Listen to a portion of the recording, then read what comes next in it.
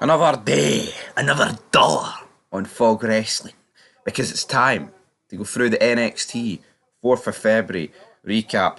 Cards on the table, folks. We switched this on at 1 a.m. last night. Watched about 2 minutes of it, and I went, no, I'm away to bed.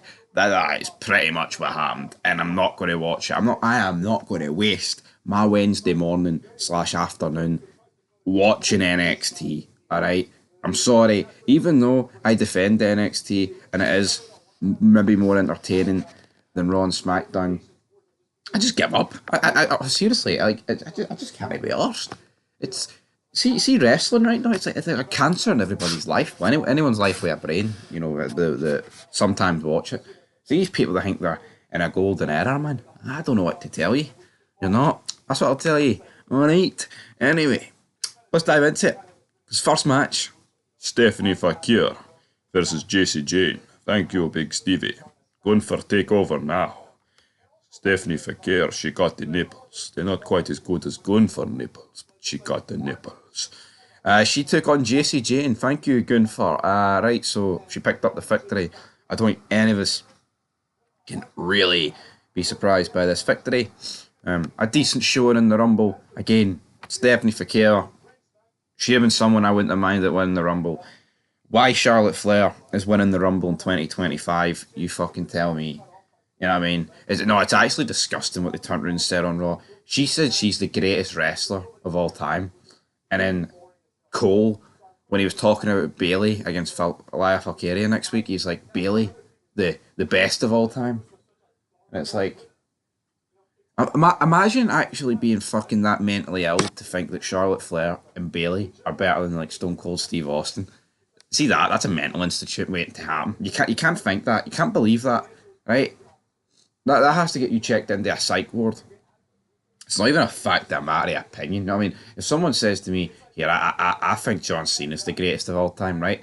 Now, that's a matter of opinion because Big John has walked the walk. Now, I will tell you that Stone Cold Steve Austin is better than John Cena, right? And that's my opinion. But at least Cena's in the conversation. Bayley and Charlotte? No. No, I'm just not having it. There was a wee bit of drama backstage in the women's locker room. Wee tag match gets announced. Oh, Paxley and Gigi Dolan taking on Saria and Sol Ruka. We'll have the winner of that match. It says Jakara Jackson. Yeah. We then got a video recap of Roxanne Perez performance in the Women's Royal Rumble. Who really cares? Obafemi cuts a boring promo backstage. The nipples. Lexus King and Fandango.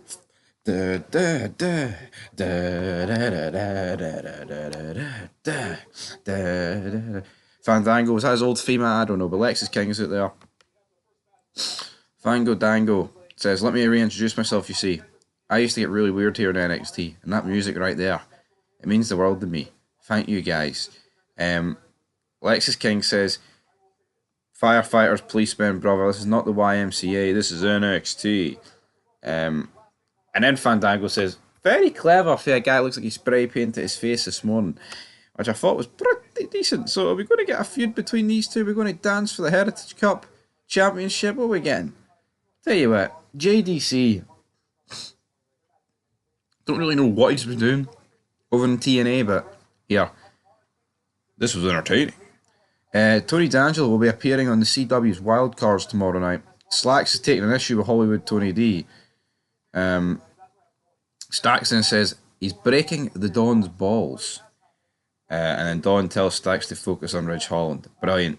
Well, Stacks takes on Ridge Holland, and Ridge Holland squishes him. Josh Briggs and they're backstage with his wee tag team partner. Hey, Fraxium, we're sick of you ducking us, man. See when Fraxium's winning, see when everyone thinks that Fraxium deserves to be tag team of the year? We've done something wrong, man. We need to go back in the time machine because this can't be allowed. This is crap. Then it's announced that WWE Evolve will debut on March 5th on Tubi. To be continued. I don't know what's actually going on there. Sol Ruka and Saria defeat it. Gigi Dolan and Tatum Paxley, who were out there with Shotzi Blackheart. Has anyone seen the footage of? It's like a picture of Jordana Grace and Natalia at the Rumble, and in the background, Shotzi looking depressed because she probably didn't get in the Rumble. I don't know. Not that it made me feel sorry for Shotzi, but it's like, why is Natalya getting a spot in the Rumble? A nobody, right? In her what? Has to be in her mid-40s by now. Yo, is he putting Trish Stratus, Leah in the Rumble? Fucking absolutely. You know, they're like the two greatest women you'll ever see come out of wrestling, right? But see Natalya, fucking nobody, man. A nobody. I mean, you hear her music, man, and that like 1/20th of you gets excited because you think it's Bret Hart. I remember watching the Rumble on Saturday and thinking it was Bret Hart, even though it was a women's Rumble. I think of Bret Hart every time I hear that theme over Natalya. So it is what it is. Soluk and Saria win. We then got another video recap of Julia and Stephanie Fakir's performance in the Royal Rumble. Trick Williams cut promo. Vengeance Day. I'm going to kick your ass. Alright. Ava then tells Javon Evans and Ethan Page they can settle their issues at Judgment Day. Brilliant. But only if Evans is medically medically cleared. I tried to say competed or cleared, and I don't even know what I was trying to say, folks. Right, promo. Roxanne Perez, Bayley, Roxanne Perez, Julia. Enough, Roxanne. You are nothing without the title. Bayley, trust me, I will beat you too. At Vengeance Day, one of you will survive the beautiful madness. So hold on. Is it not a triple threat match? Now technically, is what she's going here is that I'm going to pin one of these and the other one who doesn't get pinned will survive. This just doesn't work for me. It's just a load of shite. And I tell you what works even fucking less. Charlotte Flair comes out. Just boring. Just boring. Just boring. Oh, I'm gonna... You can boo me, you can woo me. I'm a two-time women's champion. Remember the last time I won the Rumble? I won the NXT title. I might go for you, Julia.